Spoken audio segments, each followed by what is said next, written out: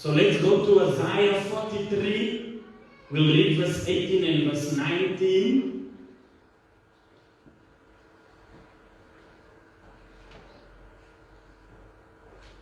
Isaiah 43 verse 18 and 19.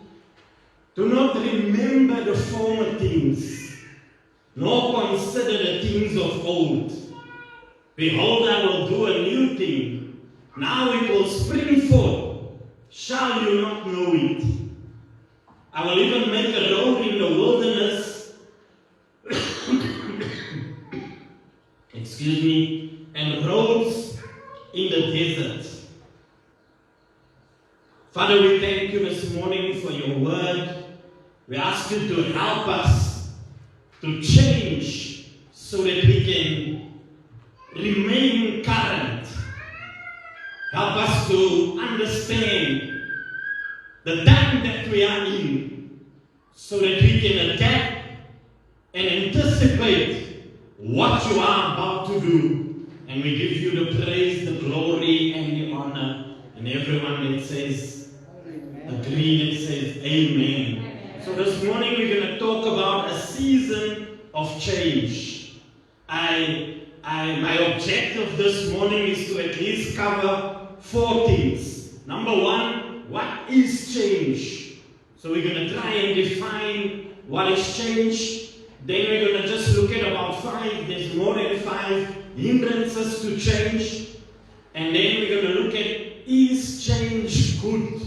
We're going to try and answer that question. And then we're going to look at what is the current season of change for us as Logos. So let me start by trying to define change. So when we talk about change, we're talking about something that you do different. So change is to make someone or something different. Like for instance, most young people now, or the young women wanna have an ugly hairstyle of Rihanna, where they cut the portion here off. It's ugly, but they want to be current. So they cut all the hair off here and leave some hair this side because they want to be current. So change is to make something or someone different. When you alter or modify something, you change it. Yes. When you substitute or replace something or one thing for another, it's called change. Like for instance, when you go to the shop and you don't fit on and you think you're still a size 34, but then when you get home, you discover you are size 36, and then you must go and change or substitute what you bought. So change is when you substitute or replace one thing for another, one size for another, one color for another. So change is also to take something and make it better. So change is to form a new opinion or to make a new decision about something different from the old, like we spoke about this morning. So change is in the atmosphere because we as a church are in a season of change. And if we are not going to change, we are, number 1, not going to grow, and number 2, we will actually cease to exist and be irrelevant. If you look at what happened to Motorola, who remembers Motorola? I mean, they came out with the nicest phone, a small phone like this that I had, that I could flip open like this, and I can just put it in my pocket. It was like a small phone, very nice phone. They were the first to come out with that small phone after Nokia had a brick. Remember? We had a brick, me and Mr. Gona in a brick. I think it was a 2110. A brick. Then Motorola came out with a small phone and they were the talk of the town. Today Motorola I don't know if they know if they exist in the world of phones. Because now you have an iPhone 13 and you have an S22. You see? Samsung Galaxy S22. See, I don't know anything about Samsung because they're not in my class. But anyway, the only thing I like about Samsung is the TVs. But anyway, Motorola didn't change. And today, no one walks around with a Motorola phone.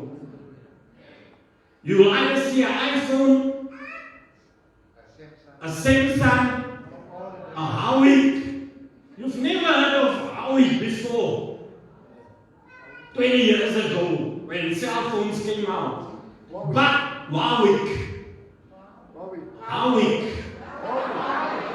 Whatever week. So, you don't hear about them. I mean, you've never heard about them 20 years ago.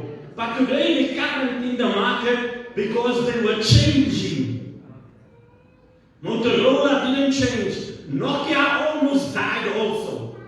Because they almost didn't change with the time.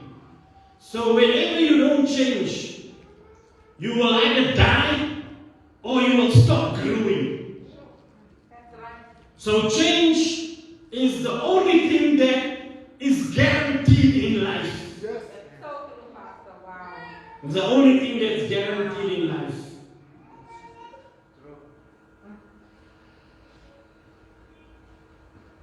So let me give you 5 reasons or 5 hindrances on why people don't change.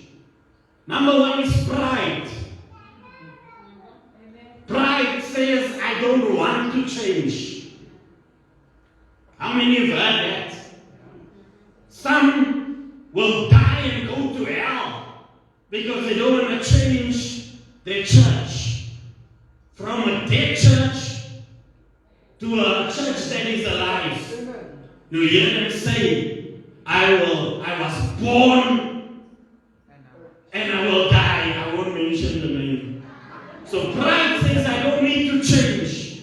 Pride says there's nothing wrong with me. When you challenge someone to change, they always look at somebody else that needs more change than what they do. So as long as there's pride in your life, you will not change. So some people are too proud to change, and that will lead them to destruction. Proverbs 16 verse 18, I think. Pride comes before the fall. So pride causes people not to change. I don't want to change. I'm okay the way I am. Number 2, fear causes people not to change. Where they are afraid to change. Afraid to take a risk. So when someone is fearful, it will lead to confusion. So we have to step out of fear and step onto the love of God. 1 John 4 verse 18 says, perfect love casts out fear. So you can't be fearful when it comes to change. Number 3, rebellion is a hindrance to change. I don't want to change. Those are the rebellious people.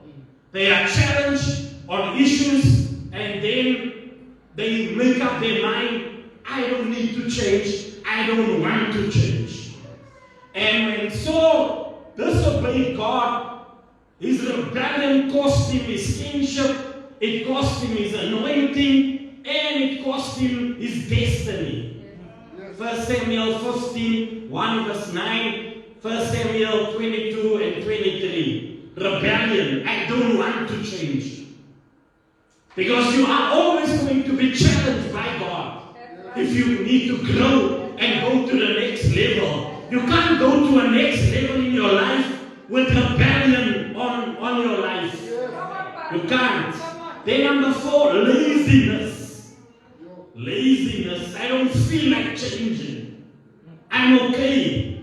So when you refuse to change, the Bible says laziness leads to poverty. Proverbs 6 verse 9 and 11. Then the last one is ignorance.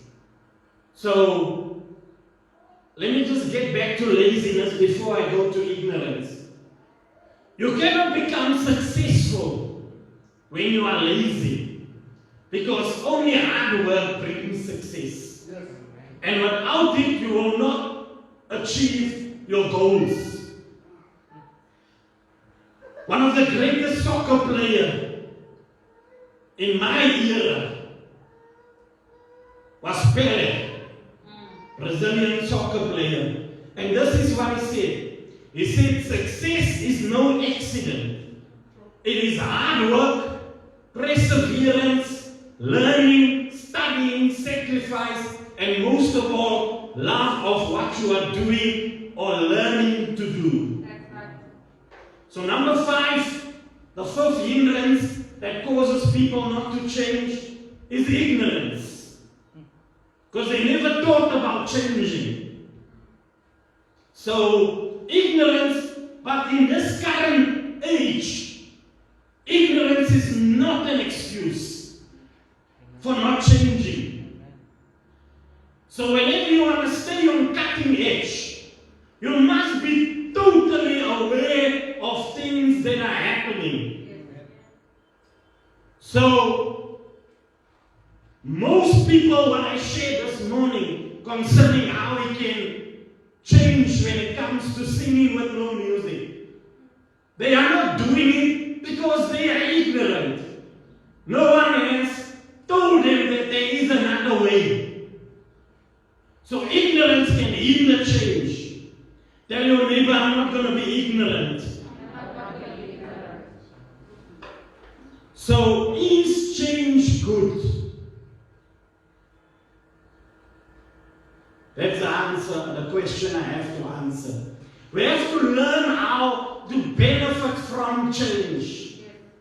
Because change is permanent and it's inevitable. Your life will never improve without change. In every area of your life. I like God because God is a God of change, even though He doesn't change. Because everything that God does is temporal. Even when you look at how God gave an instruction to Moses, when he came to the tabernacle, He said, put rings on the ark of the covenant, because you're not going to be here permanently. I want you to move as I move. If the cloud moves, you must move. And if you don't move with the cloud, you're going to remain with the crowd. And the crowd will always miss God. God does things temporary. You know what I like about God? He never made anything twice. Even a human being. He never made anything twice. Even when Jesus was on the earth, when He healed people, He never healed people the same. Because God is not boring like some of us. He never healed anybody the same. The one day He came and He looked at the ground and He felt like making mortar, and He spit on the ground, took the mortar, put it in the guy's eyes, and He healed him. The other day, He just spoke the word, and the servant was healed. The other day, He would put His hands and lay but he never did anything twice. Because God is too creative to remain constant.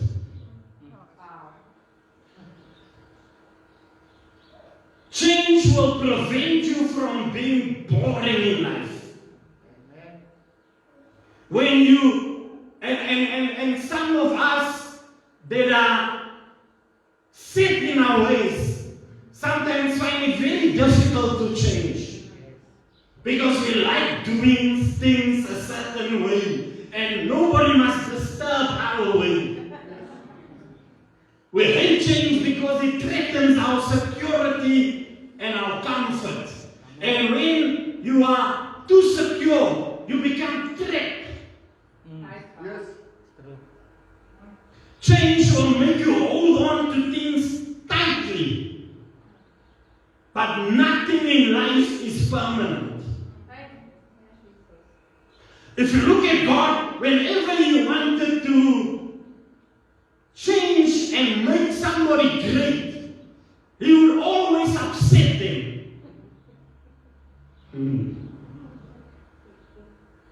God comes, and the way He upsets you, He comes and disturbs your comfort zone. Like I hope the worship team's comfort zone was disturbed this morning. Because if you're not disturbed, it's not going to propel you to change. So, and nothing happens unless we change. So change should not be our enemy. It must be our friend. Because every time God has used someone, He has disturbed them in the daily routine. If you look at Genesis chapter 12, God comes to Abram and God says to him, I want to make your name great. I want to make your family's name great. I want to bless you. But in order to bless you, I have to remove you from your current environment. Because you are surrounded with idol worship. So I need to move you away. And when God came to Abram, He says, I want you to leave your mother, leave your parents, leave your country. And those are all things that makes us feel comfortable. Yes. And I want you to go, and God had the audacity not to tell him where He's going. God said to him, go to a city whose maker is God. Because that's what God does. When He comes in and moves you and upsets you and rattles your cage, He sometimes don't tell you everything. Because if He tells you everything, you might not do it. Yeah, if He told Joseph that he's going to end up in a pit and a palace, and he's going to be wrongly accused by Potiphar's wife before people are going to bow down and worship him, David would have probably not complied. God comes to Moses. Moses was very comfortable in the palace. And God disturbed his comfort zone because God allowed him to see how people are mistreated. And then the anger on the inside of him arose. And when that anger arose, he killed the man. And he became the undertaker as well. And he buried him in the sand. And then he became a fugitive. He had to run for his life. And while he was on the run, God took him through changes. He ended up in a desert, and then he ended up with Jethro. The thing that I've discovered, we never grow in good times. We never advance unless we're under pressure. Yes. So change comes to improve and advance our life, not to destroy it.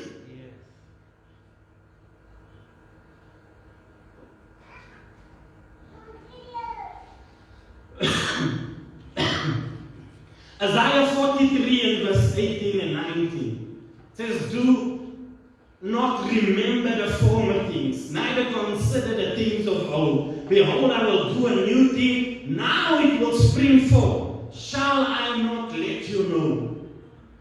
I will even make a road in the wilderness and rivers in the desert.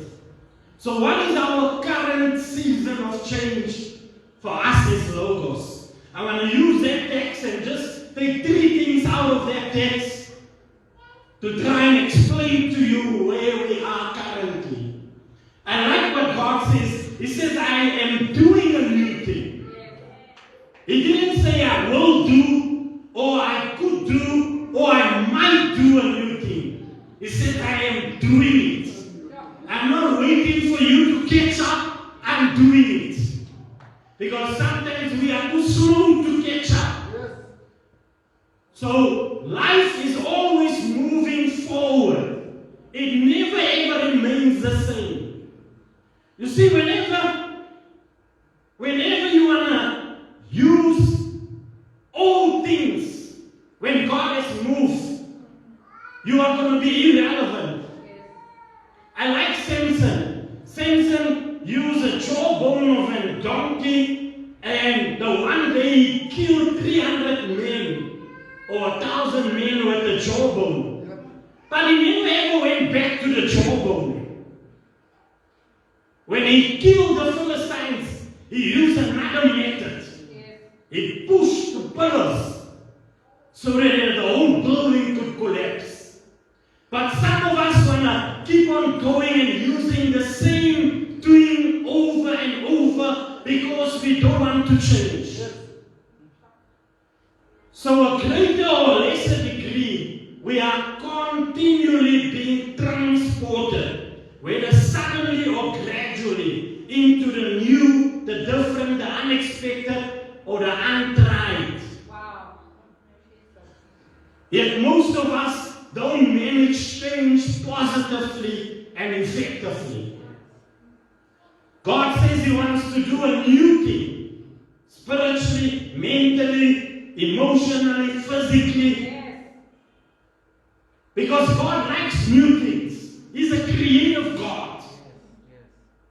So, number one, God is doing a new thing. There's 3 things He mentions in Isaiah or in the text. Number one, God is doing a new thing. So there is a divine seed of hope in these words. For God is telling us that He's going to do something new. What is new? It's something that has not occurred before. It's something that you have not even heard before. It's something that will surpass what you have experienced. So our life is in constant state of transition. So when God says, I'm doing a new thing, He says He uses the plants and nature to try and describe to us what He wants to do. He says it shall bud forth like in opening leaves and flowers. It will spring forth as a germinating green herb. It's a beautiful image of a silent but certain gradual growth of events in God's providence. Because you see, when God does things, He does it secretly. He does it silently. He does it gradually. Because we have to try and catch up with Him. And sometimes I think we're too slow.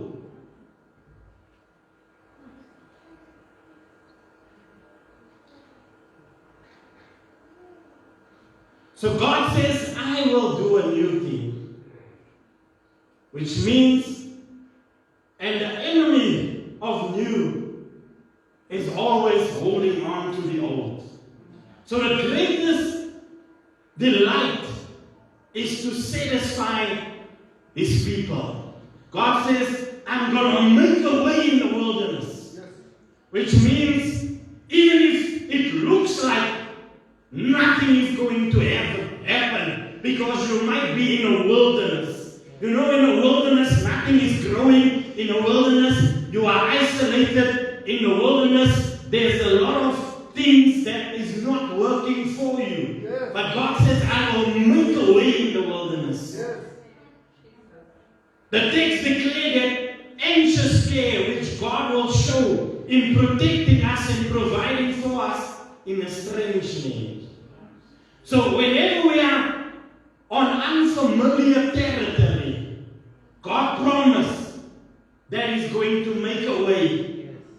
If you read the text, what God was actually saying to them was that as I guided you in the Red Sea, or when you came to the Red Sea and Canaan, so on, and I supplied water and I supplied manna, there is going to be a greater manifestation of my power and what I've done in the past.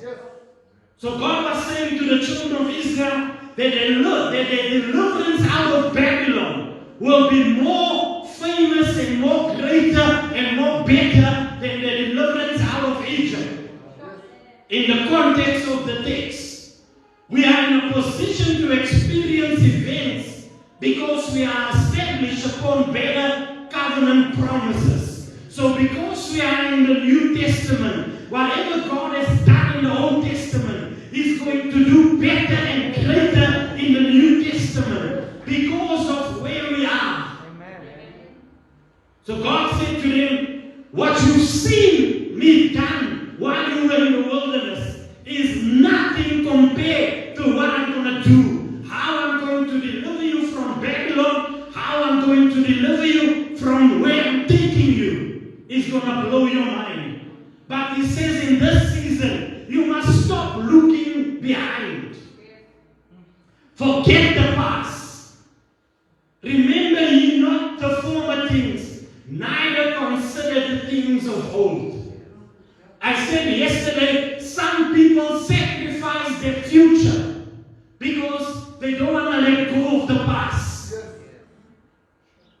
The past is good, but the past is not going to be able to sustain you for where God is taking us. So we can't sacrifice our future at the expense of holding on to our past.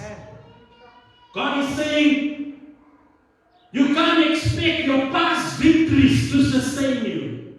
It's good to remember what God has done. It's good to remember the past victories. But what God is doing in this season is going to be new. He's not going back to the old way of delivering us when our back is against the wall. He says, behold, I do a new thing.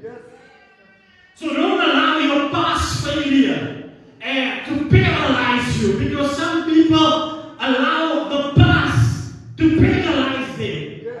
You cannot allow the past, whatever has happened in the past, put a delete button on it. It's in the past. God says, behold, I do a new thing in your life. So we cannot look in our rear view mirror and think we're going to go forward.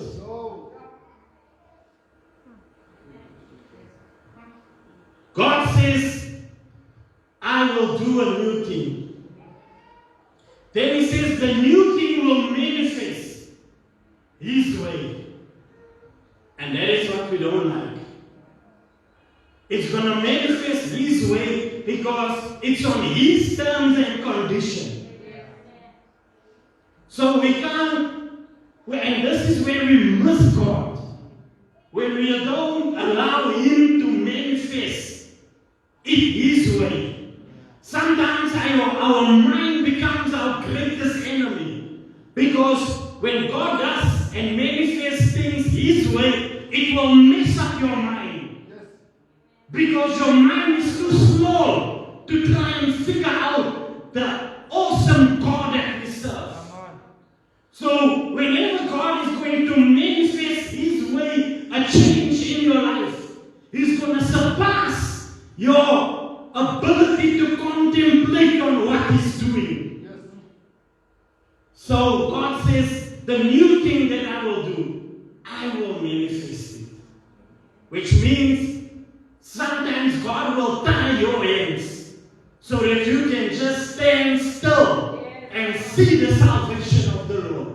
Sometimes God will go before you to make the crooked places straight. Sometimes He will just blow your mind in what He's about to do. Because you don't know the way, He can't show you the way. He has to manifest it His way. And sometimes, because we don't understand the process, we attack the process. We fail to change because of the process. We mess up the manifestation of God's way in our life. So God says, I'm going to manifest it. And then the third thing, God says, I will make a way. I will make a way. I will make a way.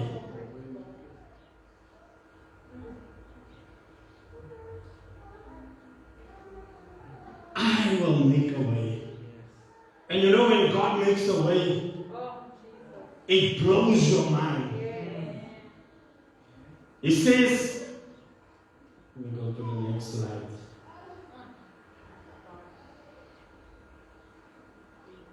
I don't know what's wrong with this.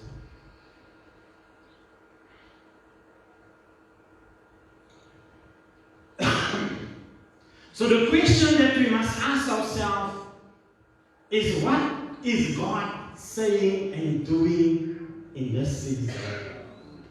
Because in a season of change, we must look ahead and we must embrace the future. God is bringing newness. Therefore, we must anticipate what He's doing. You know, to anticipate is you almost, it's like in a game of chess. For those that can play chess, if someone makes a move in chess, there is a move that you can anticipate and you can make a move. Like for instance, if someone moves in a certain direction, you can actually win a game of chess in 3 moves. Because you anticipate what the person is doing, and then you counter it with a certain move. I've seen chess players wait for, he sets up someone to make a move, and then when that person makes the move, he just moves his bishop or his queen or his knight into a position, then he stands up, then he walks away.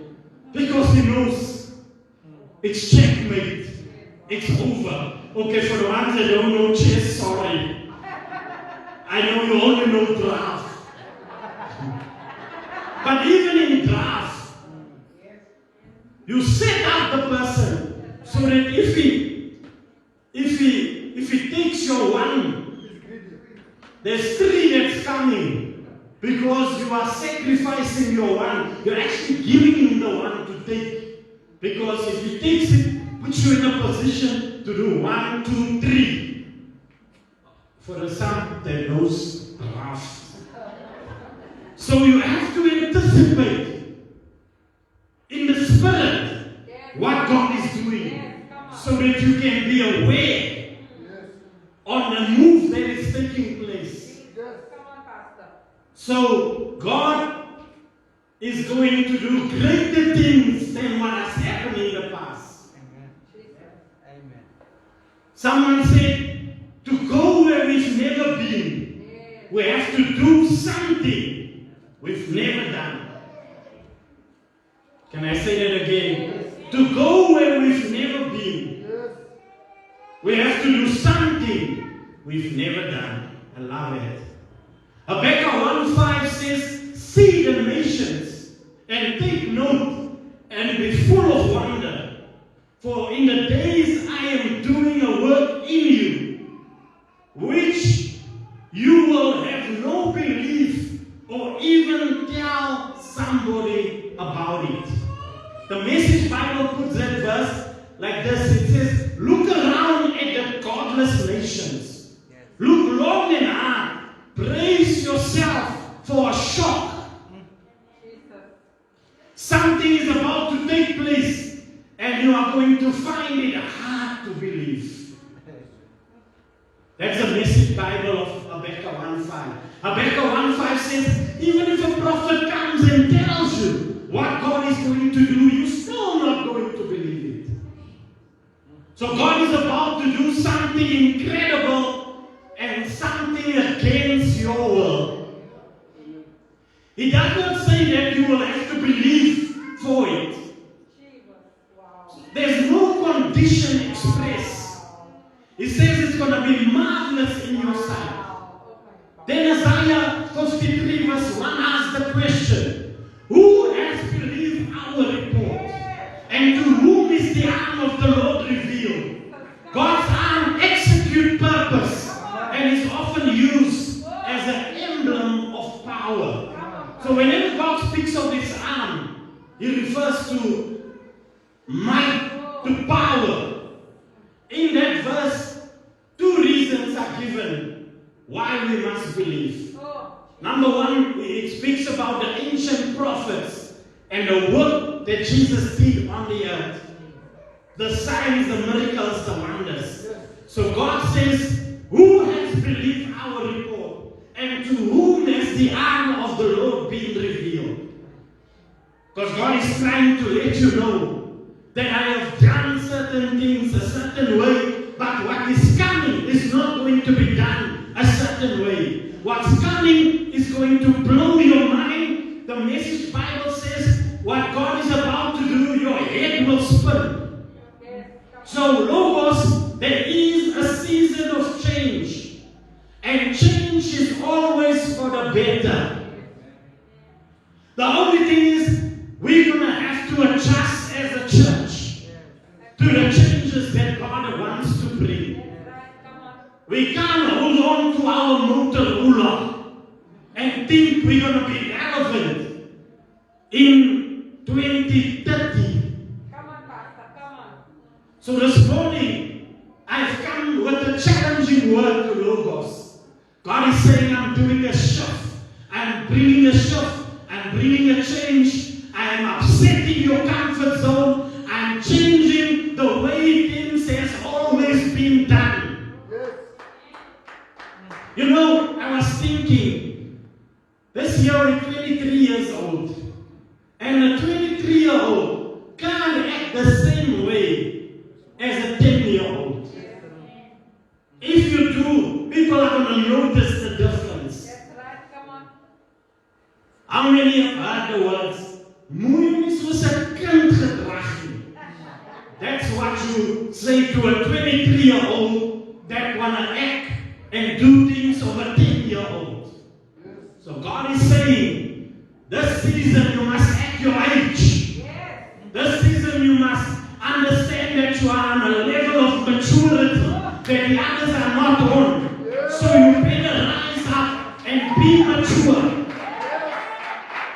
I really believe that we are in the greatest season as Logos Worship Center, because people are about to step into their destiny. People are about to find fulfillment. People are about to experience God on another level that they've not experienced God before. People are about to find satisfaction in serving God. It's not going to be boring serving God, because what you've been doing is going to change. It's going to change what you have been doing, because God is coming to upset some of you. God is coming to rattle your cage. God is literally doing what the eagle does.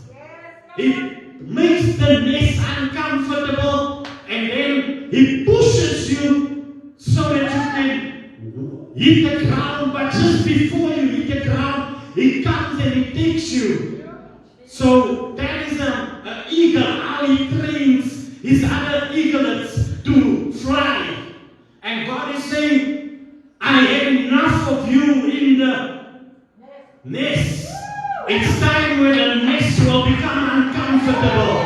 It's time where I'm going to drop you out of the nest. I'm going to release you out of the nest so that you can become what I've always purposed eagle never will learn to fly if it stays in the nest.